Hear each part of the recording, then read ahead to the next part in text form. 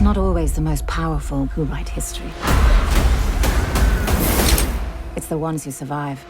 It feels like we're flying through season 2 of The Wheel of Time. We're now at episode 7. This is a non-spoiler review of the episode. I won't be giving spoilers in this, so don't ask in the comments, say, hey, when does this character do this? I'm not going to tell you. But we only have episode 7 and 8 left to go. Thankfully, we have been given the green light of the 3rd season. That's still coming, so we know at least we're going to get the conclusion of the story. Because season 2 is very much a filler kind of setting up. Saying that, I've loved season 2. In fact, I think it's much better than the first season. Really found its footing. Anyway, let's talk about episode 7. Rand's ability to channel the One's power is tested when he comes face to face with Mother Suan, while Sana uses Egwene's power to make herself more powerful. Lanfear and Ishmael work together for a devious purpose, and Moiraine seeks to uncover a terrible truth about why she's lost her ability to use magic. I think the character that I've enjoyed least in this second season is Moiraine, because she's not had that ability anymore. She feels like she's been moping for most of the series. Reminds me a lot of Twilight, the second Twilight film, where Edward is gone and now she is stuck with Jacob. It's so easy for you to leave.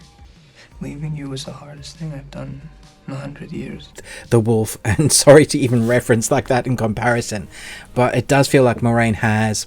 I know she has a lot of burden, but she just seems to be really shitty to everybody else around her that cares about her. From her sister to Lan, to those that are trying to help her. She's kept everything to herself, those that she's loved. And it all comes to heads in this episode. And I think that her acting's been phenomenal, but she is one of those characters that you come to be annoyed with because you hope that she would just talk and share that kind of weight she's taken on herself.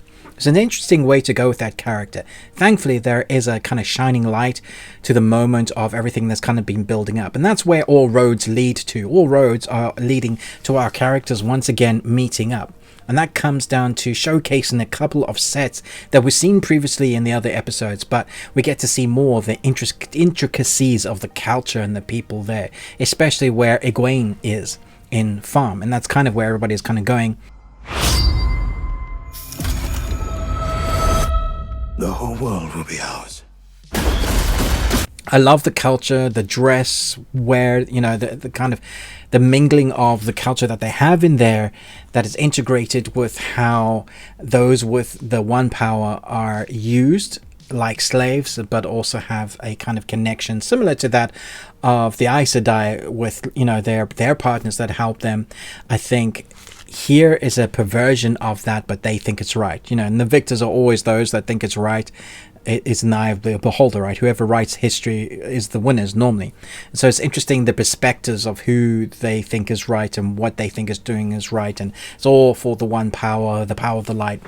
Interesting to see those various cultures with the sets that we've been shown between the two cities, varying color palettes that really kind of imbue the embodiment of the feelings that you're meant to be getting in those moments. And so our characters, because they're all spread out, really now feel like they've been drawn in, especially in this episode. It's very much a filler episode, although we do get a number of action scenes that are a lot of fun to watch. The use of the One power here, I think, is a lot of fun. Mostly we've seen better action fight sequences throughout this series, especially number 2, but how we see the One power used in places, I really appreciated that. There's definitely a few moments where your mouth kind of goes, oh yes, I was waiting for that, or oh no, that character's, you know, now going to have to do that. There's manipulation going on multiple forms. And talking about characters that you've been a little bit annoyed with, Nynaeve is a character that we've seen how powerful she is, and she is hamstringing herself because of her feelings and her anger. She's allowing that to control her and not kind of step out into one of the most powerful users of the One power that they've ever seen.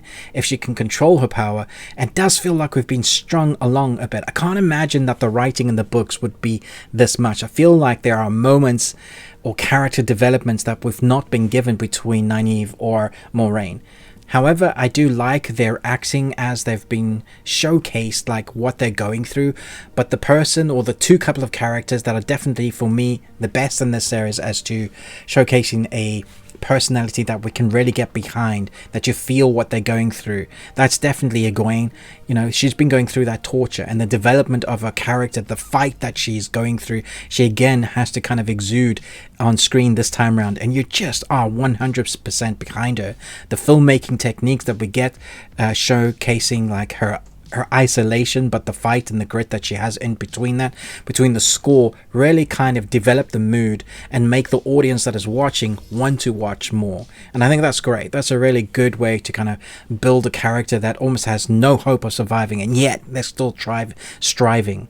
Seeing how powerful she is, actually, because she was compared to Nynaeve as the weaker character, Egwene kind of showcases that she has more going on, especially just in grit, and I like that for her character. A lot of fun.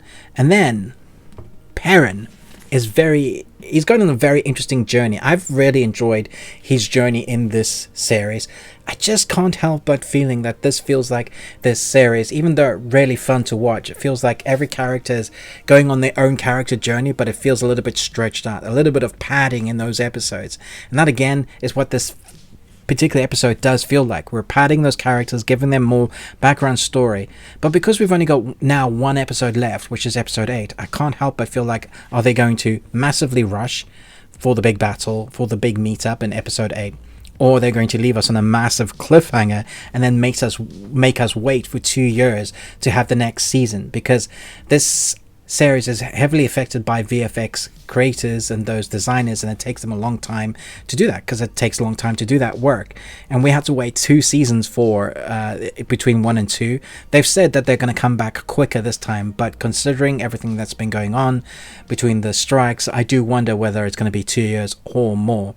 So fingers crossed. Even though we've had the green light, I hope that the next season doesn't feel as much as a filler, even though I've enjoyed this season more.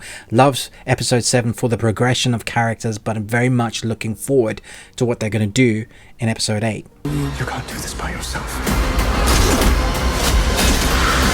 So let me know your thoughts and feelings about episode 7 once you've seen it.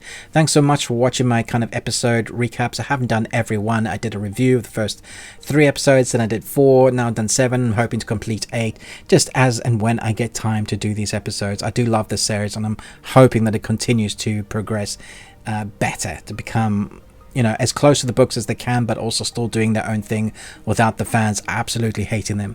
So let me know your thoughts on this season particularly. Do you think it's better than the first one? Thanks so much for watching, but most of all, until next time, remember, live long and Tuesday.